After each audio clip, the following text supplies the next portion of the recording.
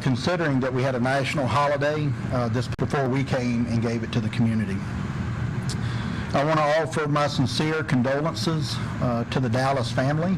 Our condolences or prayers of the police department, certainly of me, is with the family during this trying time. We understand. I certainly am empathetic to the situation and understanding, being a law enforcement officer for many, many years, and the police department does not take the death of anyone haphazardly. And so we want to make sure that that's known to the family. I think it's important that we have this press conference today, primarily because there's been a lot of misinformation put out to the community, a lot of false narratives, allegations that are being made that are unwarranted without any facts or merits to this case.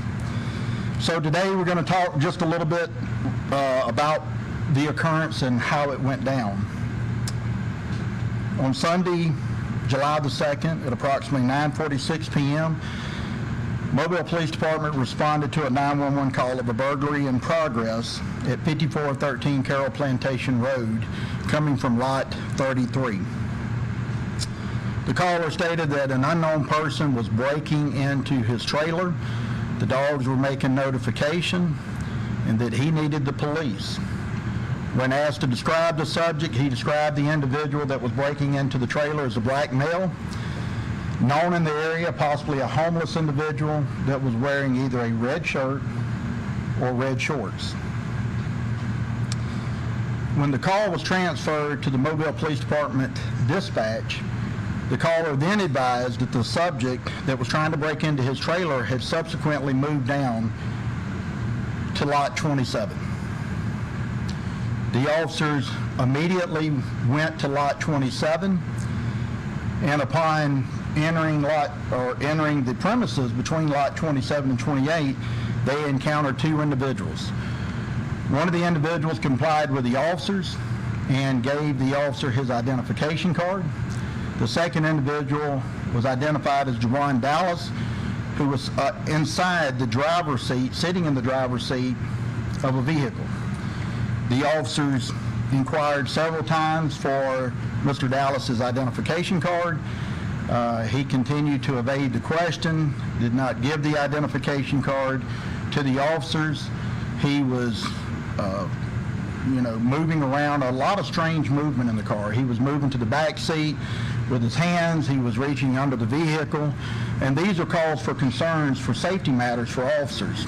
The officers, because he failed to give the ID card, because he failed to get out of the car when he was requested to do so, the officers opened the driver's side door, asked Mr. Dallas to step out. Mr. Dallas got out of the vehicle, and almost immediately Mr. Dallas made an attempt to flee from the officers and run. The officers tackled Mr. Dallas and immediately ensued in a struggle on the ground with Mr. Dallas, who was actively resisting arrest.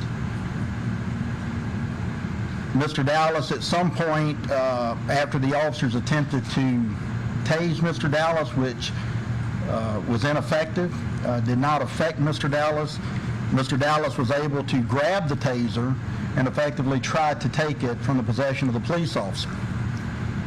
At some point, the officers were able to maintain control of the taser while Mr. Dallas continued to resist and fight. At some point during the struggle, Mr. Dallas also attempted to bite one of the police officers. The officers were able to finally detain, subdue, and handcuff Mr. Dallas, at which time Mr. Dallas had asthma and that he could not breathe, and he said that he could not breathe several times. The officers ensured that he was laying on his back to ensure that his airway was open and called for Mobile County EMS to respond. Mobile County EMS responded because this is in the police jurisdiction, not in the city of Mobile. It should be noticed that when EMS arrived, they triaged Mr. Dallas, trying to assess his vitals, at which point Mr. Dallas collapsed. While they were rendering aid, Theodore Fire Rescue also responded to the location to assist Mobile County EMS. subsequently transported him to Providence Hospital, where later he subsequently died. I want to make it important that, make it known that this is an active, ongoing investigation, not only with the Mobile Police Department, but the District Attorney's Office, as well as the Department of Justice, FBI. You may ask, why was the FBI involved? Because there were allegations of violation of civil rights. And so it was important for us to be transparent with the community, transparent with the media, and certainly transparent with the FBI, so it is properly investigated and that all parties independently can review the facts of this case. So with that said, I do think it's important to note this, that from the time Mr. Dallas was handcuffed to the time he had his medical emergency was approximately 21 minutes. We have given you a lot of detailed information, a lot of times that we don't necessarily give, but again, this press conference was designed solely for the purpose to quell misinformation. So with that said, we'll take a few questions, certainly from you, and give you the best answer that we certainly have as we know it today. Was Dallas wearing red clothing and was he armed? Yes, so Mr. Dallas was wearing a pair of either red shorts or red pants. I'm not sure if they were pants rolled up, but they were a pair of red shorts or pants. Just a moment, please. So he did have a firearm under the driver's side seat of that vehicle, the vehicle that he was initially occupying. And I think the next question is Ariel. Could you show, are you willing to show us a screenshot of what Mr. Dallas was wearing? No, I don't have that available. Would you be able to make it available? As of right now, no. That is a part of the body-worn camera, and we don't have stills of it.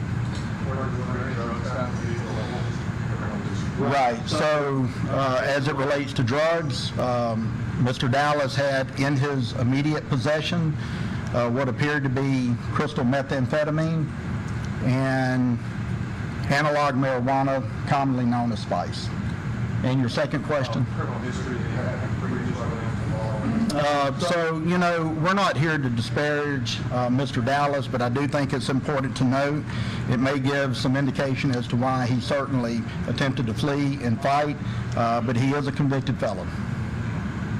And I think it's important to note, at the time, Mr. Dallas had 2 active probation revocation warrants for his arrest.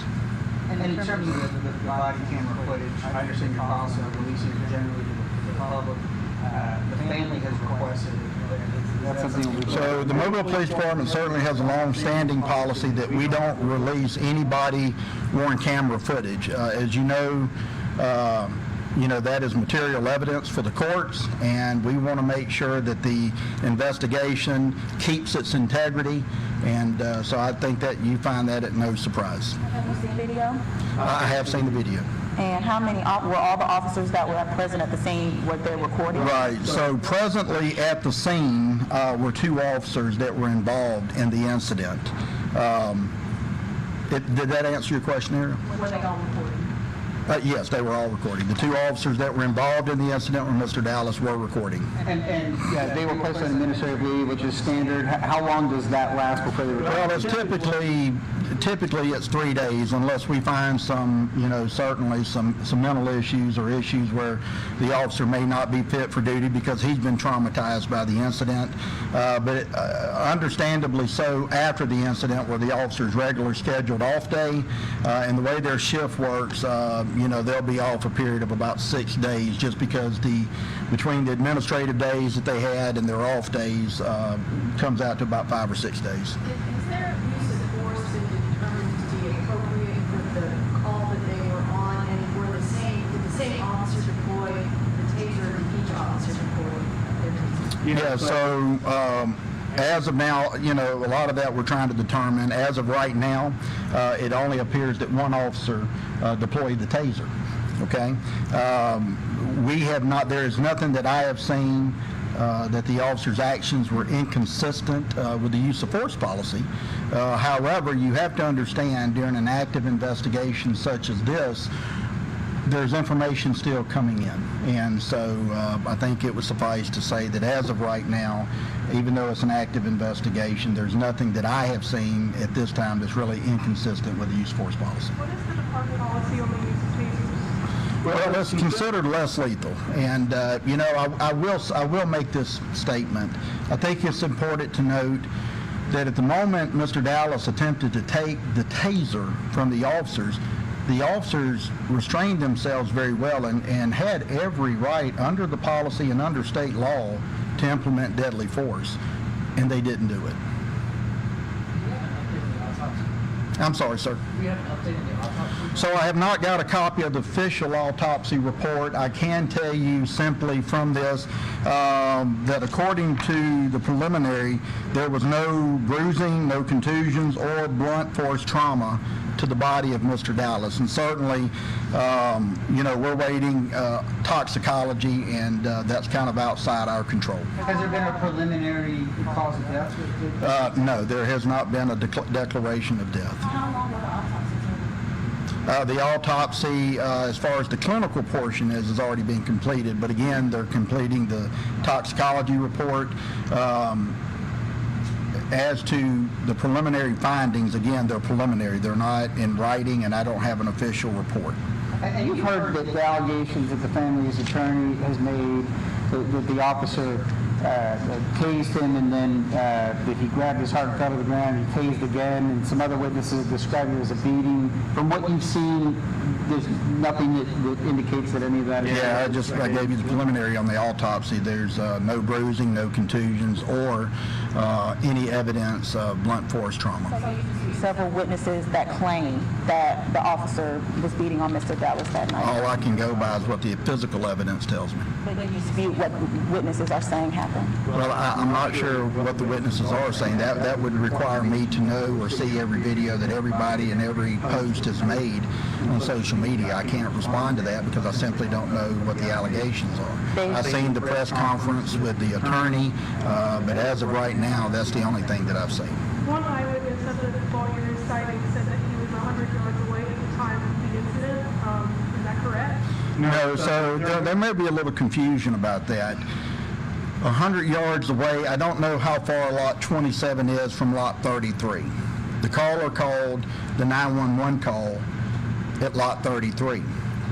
But by the time the officers got the information, the caller had already told the Mobile Police Dispatch that the individual trying to break into his trailer was down toward lot 27. So it's important to know the officer's being updated on this information as he's responding to the scene. And upon getting to the scene, he's very familiar with lot 27. Lot 28 is a vacant trailer. To my understanding, according to some field officers, is where a lot of people, drug users, hang out to do their drugs. So when the officers arrived, obviously they knew they were going to lot 27. And from what you've described, I mean, it seems to be the case, I just want to confirm, you believe that Mr. Dallas was the one that was breaking into the trailer and then Never said Mr. Dallas breaking the trailer. Okay, so you... As of right now, I have nothing to confirm that Mr. Dallas was involved in the burglary. Mr. Dallas was at lot 27 when the officers arrived, and the caller that called the call in advised the operator who advised the officer that the subject had moved down to lot 27. I have no reason to believe that any of the two individuals that were initially detained were involved in the burglary. They were just targeted simply because of their location of where they were. Well, first of all, they were at lot 27. The officers have a legal and a lawful and an ethical obligation to investigate such a felony crime. Burglary in progress. That is a home invasion. So when the officers get information that the person that they believe breaking in the trailer is at another trailer and they give you the trailer number, the officers were exactly where they were supposed to be. Maybe the first taser did not take hold, or maybe it was misfire, or was he actually tased and just had no... Well, right. So the officer initially tried to stun drive, and that means just to touch the person that he was wrestling with, okay? All that is a part of the investigation, and the officer attempted to deploy the taser. Now, whether there was a connection or no connection from the taser, is not known yet. However, the officer believed that he was tasing Mr. Dallas, which he felt and the other officer felt had absolutely no effect on Mr. Dallas. At some point, immediately after the first deployment or two, there was a struggle for the taser, and Mr. Dallas was trying to grab and take the taser away. And then at some point, when the officers regained control of the taser, they were able to then successfully subdue Mr. Dallas. Where was he tased? My understanding is, and that part is under investigation, but I know for fact that he was tased in the back at least twice. What was stolen? What was stolen? I can't hear you. What was stolen? From the burglary? Okay, so there was no burglary. It was an attempt burglary. And so what that means is that when the caller called the operator or 911, he says somebody's trying to break in. So there was nothing stolen. When you watched the body camera footage, Chief Prine, did you at any point see the officer hitting Mr. Dallas back? Did I see the officer hitting? Yes. Okay, so there was a struggle, and yes, the officer did strike Mr. Dallas. That part is under investigation. You have to understand, during a struggle, the body-worn camera is very close to both individuals. So it's not like from me to you watching an event unfold. And so you have to understand, as we go through this, the body-worn camera has to be slowed down. But we need to understand, you keep asking about body-worn cameras, but I think it's important to note the body-worn camera is only a portion, a small portion of this investigation. There are eyewitness testimonies that have to be gathered and garnered. There's event chronology. There's things that have to be, timelines that have to be put together. There's officer statements. There's obviously, you've seen from the dispatch and the transcripts that have to be gathered. This is a very complex investigation, and so there will be a time when we have more information, but I just don't have that information. Not an exact number, but can you at least I can't. how many times? No, ma'am, I can't. More than once? No, I can't. You're asking the question because you're trying to get to a point of whether or not, we beat the officer. But you have to understand, the preliminary autopsy report indicates there's no physical evidence of blunt force trauma. There's no bruising. There's no contusion. Okay? I will tell you this, for a fact, I think at one point during the video, Mr. Dallas thought that we broke his arm. The officers broke his right arm. And I can be able to stand here before you and confirm today that an x-ray was taken of his arm and it was not broken. So, you have to take whatever those results are, the findings of the autopsy, and you have to come up with your own conclusion as to whether or not a beating took place. There was no blunt force trauma, there was no bruising, no contusions.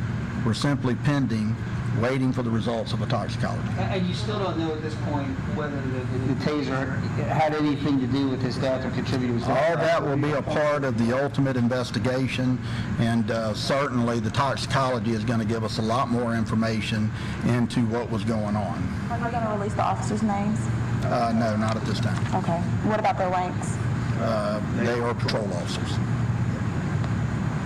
All right, any other questions? What was the description of the people who were referenced in the 911 call? Well, those would be the victims of, what they believe to be was a home invasion, and we don't identify victims. What did they describe the potential burglars as? Like, how did they describe burglars? Yeah, so as I stated earlier, when the 911 called in, the operator asked for a description of the person that was breaking into the trailer, and the person described was as a black male wearing either a red shirt or a red pair of pants. All right, listen, thank you. We appreciate it. Y'all have a good evening. All right, that was Mobile Police Chief Paul Prine answering questions from reporters Fox 2 News' Ariel Mallory and Brendan Kirby there at that news conference with Chief Prine, and he wanted to make it very, very clear that there's been a lot of talk about body cam video in regards to this incident, and he stated very, very flatly that the body cam video is just one very small piece of the entire investigation, coming up with a timeline, interviewing witnesses, listening again to those 911 tapes that we provided some of that last night on Fox 10 News. But at this point, Chief Prine saying that there was some misinformation, some false narratives out in the community, and he wanted to try to put some of that to rest. He described the incident as what happened that Sunday night. There was a caller claiming that someone was breaking into his utility shed there, and he described the person that was attempting to break into the trailer. And when police arrived on the scene, they saw two people. They were told to go to a different lot. The first lot from the caller was lot 31 at that trailer park there off Carroll Plantation Road. But the officers were told to then go to lot 27, which was a few doors down from that. But in the meantime, the bottom line of all this is that Mobile police apparently are taking great steps to make sure that they did everything the correct way, and also that they realize that they're under the microscope now, especially with the Department of Justice investigation along with the FBI. So they want to make sure that they're doing everything the right way and did everything the right way. But there's still so much more to the story that we do not know. We'll have more information coming up on Fox 10 News at 4 and 5. I'm Byron Day. We now return you to your regularly scheduled program.